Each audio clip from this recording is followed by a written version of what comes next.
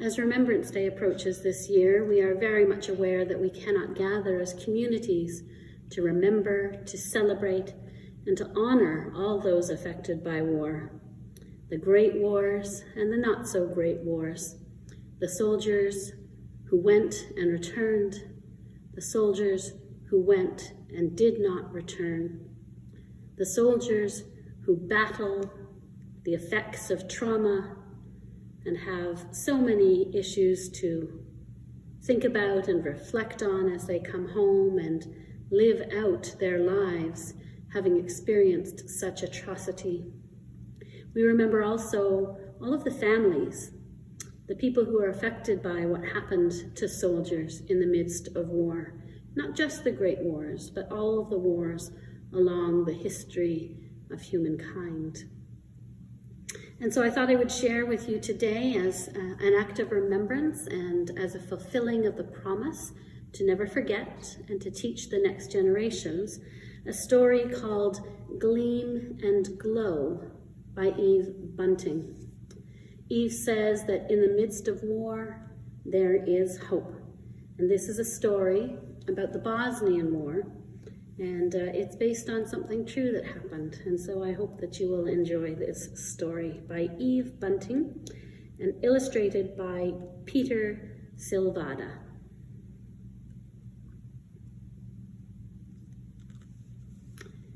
When Papa left to join the underground, Marina cried.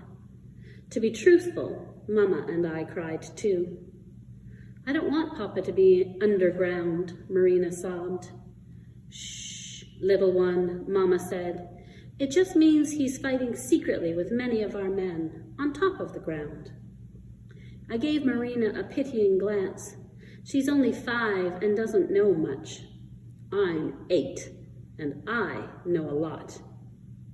Before he left, Papa had tried to explain things to Marina. Why don't those people like us? She'd asked. I didn't know why either, but I rolled my eyes and pretended I did. We're different from them, Papa told her. They think this is their country and they don't want us living here. But this is our country. I will fight with the Liberation Army to stop them from pushing us out of our own land. He put his hand on my shoulder. Victor, you are the man of the house now. Be a strong help to your mother. And then he was gone. I'll be back, he'd said. But I worried. What if he came back and we weren't here?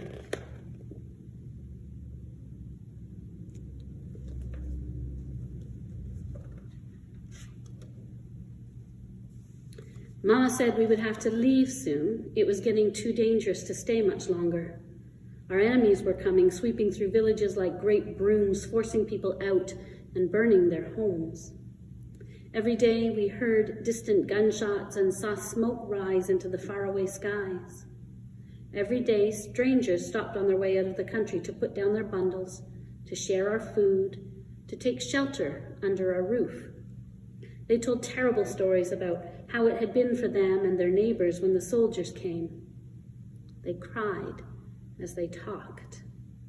Their eyes went this way and that, as if they thought the soldiers were just outside on our doorstep. When their stories got too terrible, Mama sent Marina and me to the pond for fresh water or to the vegetable patch to look for hidden potatoes. But we heard a lot anyway. Marina started to suck her thumb again, and I wet the bed 3 nights in a row. Mama held me close. It's all right, Victor. There's no harm done.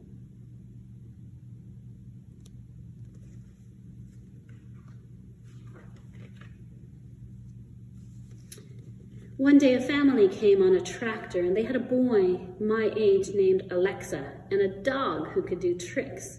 Alexa liked showing him off.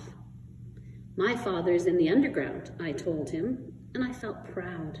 Having a father in the underground was way better than having a dog that could do tricks. I watched them leave the next morning. We don't have a tractor. I knew that when we left, we would have to walk.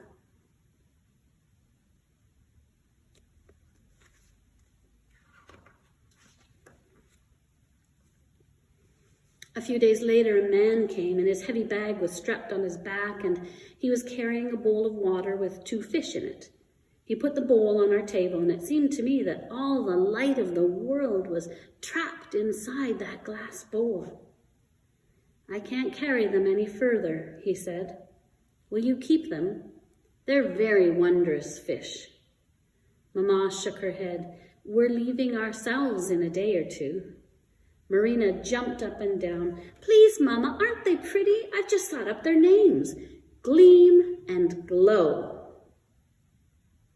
The man sighed. "Let them stay behind when you go, then. An extra day or 2 of life is as important to fish as it is to us. Here's their food." And he gave Marina a twist of paper. "Sprinkle a little on top of the water each day." "I will," Marina promised. For 2 days she fed them and talked to them and even tried to pet them with her finger. "I love Gleam and Glow," she told Mama. "I love them with all my heart."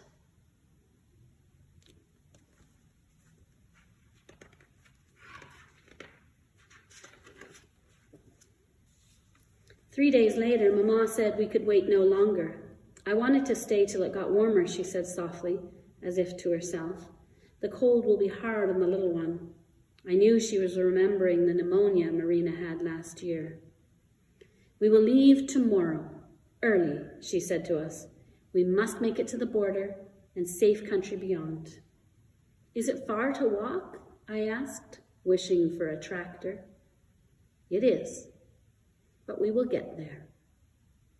"Please, please, can we take Gleam and Glow?" Marina begged. "I'll carry them." "You couldn't, Marina," Mama said. "We will have to leave them. But think, we may be able to find your father. Won't that be good?" I thought maybe she was just trying to give us hope, but even the goodness of that hope didn't comfort Marina. She slept with Mama that night, and I heard her sobbing for a long time before it was quiet, and I knew she was asleep.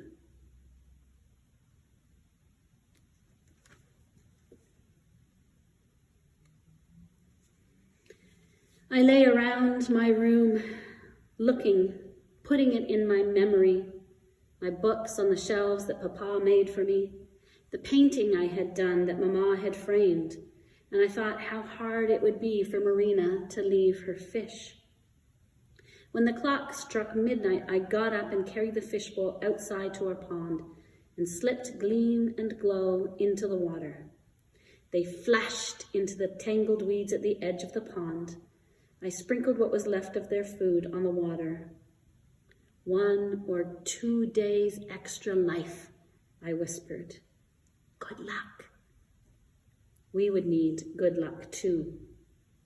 Mama woke us at dawn. When I told about the fish, we went out to see if they had made it through the night. Marina clapped her hands and called out their names, but Gleam and Glow stayed out of sight. Maybe they're sleeping, she said. I know they'll love our pond.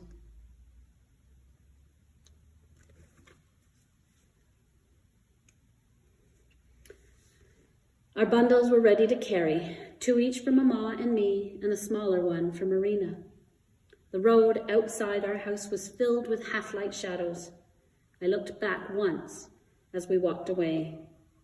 There was our oak tree, the vegetable patch, Mama's flower garden, where the flowers waited under the earth for spring.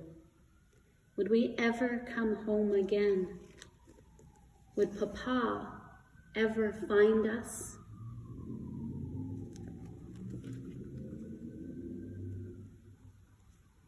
We walked and walked. We were slow, and people passed us. But some went at our pace, and the things they told us made us know that we had been right to leave before the horror reached out to us. We walked and walked. A man with a wheelbarrow let Marina ride on top for a whole day, and he took one of Mama's bundles and one of mine. That was the best walking day ever. At night we slept in fields or barns. One night it rained hard, but we were lucky to find a deserted house, and we slept well. Once some men from our Liberation Army stopped and shared chickens with us. We had chicken stew that night. "Do you know our papa?" Marina asked. But they said they didn't.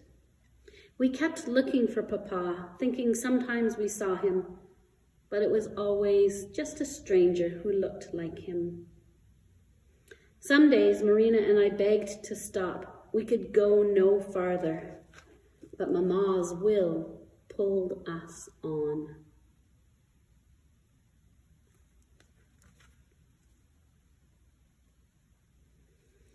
And then one morning, we heard cheers from people walking ahead of us, and someone shouted, "I see the border! We're almost there!" All along the line, everyone cheered until our throats hurt. It was better after we crossed the border. There was a camp with tents for us to live in. There was food and fires to cook it. We could wash our clothes and ourselves. There were other children in the camp, and I made friends with 2 boys named Bahar and Admir, and we played games together. We were allowed to paint the initials of the Liberation Army on a wall, and we felt good, as if we were fighting alongside the liberators to set our country free.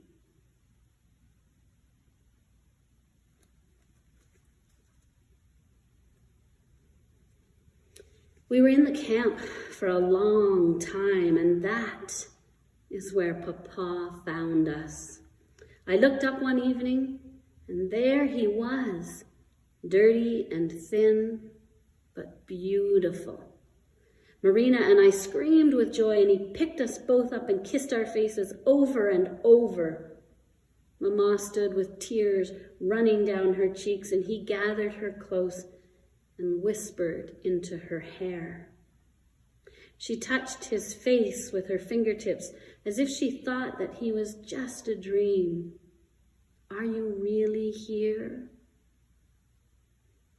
"I am here," Papa said softly. "It's a miracle I found you. I asked and asked, always. I asked." Marina tugged at his leg. "Can you stay, Papa?" "Yes, little one," Papa smiled. I didn't know how he could stay. It was enough that he could. "Can we go home now, Papa?" I asked. "Not yet, Victor. Soon."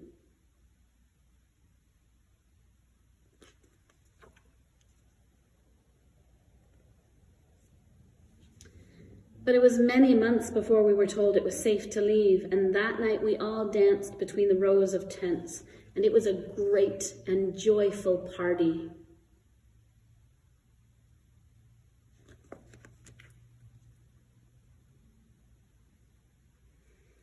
The next day we started the long walk home, and oh, it was sad. We saw no houses, no farms, no animals along the way, just rubble and great holes where bombs had fallen. We walked and walked. I knew our house would be gone. I didn't want to know that, but somehow I just did. Papa carried Marina on his shoulders, and she jabbered happily. She was the only one who thought our old life would be waiting for us.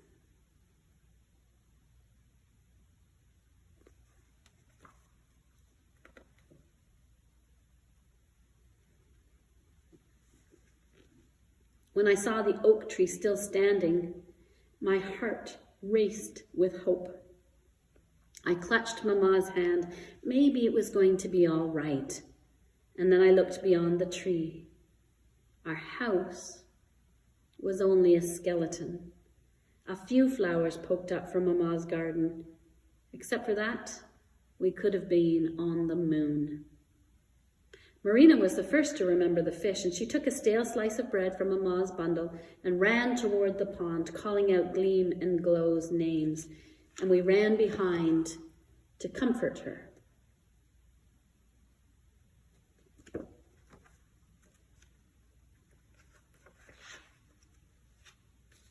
and there was our pond, as shimmery and dazzling as melted gold, and it was filled with countless fish. Mama pressed her hands to her heart. Gleam and Glow and their children and their children's children, she said. They found their own nourishment, Papa said. Marina clapped her hands. Oh, what smart fish, she said. In spite of everything, they lived, Mama whispered. Like us, I thought. They lived. Gleam! Glow, Marina called, and she tossed in crumbs of bread, and fish after fish came to the edge of the pond where she knelt. Look, she pointed, there's Gleam and there's Glow. And that made us laugh, because those fish were as identical as could be. Did you miss me? Marina asked. I missed you. I leaned close to the water. We're back, Gleam and Glow, I told the fish. We've come home.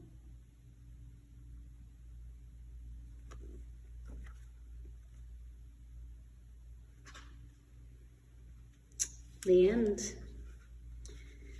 At the end of the book, there's a note from the author that says there's a village called Jezero in Bosnia-Herzegovina. In 1990, before the Bosnian War, a villager named Smajo Malkuk gave his 2 sons 2 golden fish in an aquarium. When the war came, Malkuk's family fled from the Bosnian Serb forces, and in an attempt to save the fish, his wife released them into a nearby lake. In 1995, when the family returned home after the war, they found their house and village in ruins.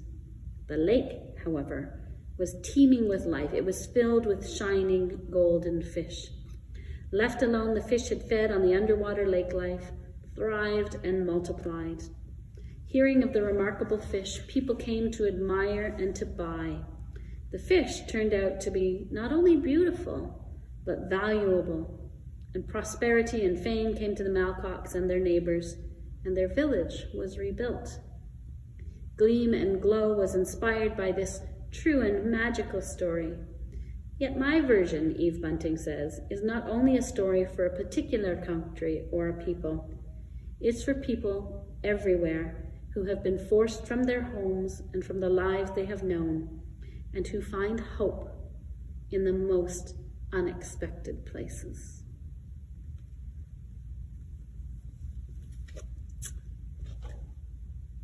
This Remembrance Day, there is still violence happening in many places around the world. And so our prayer is that they will find hope in whatever spaces they find themselves in. And that one day, peace will come to all of God's creation. May it be so.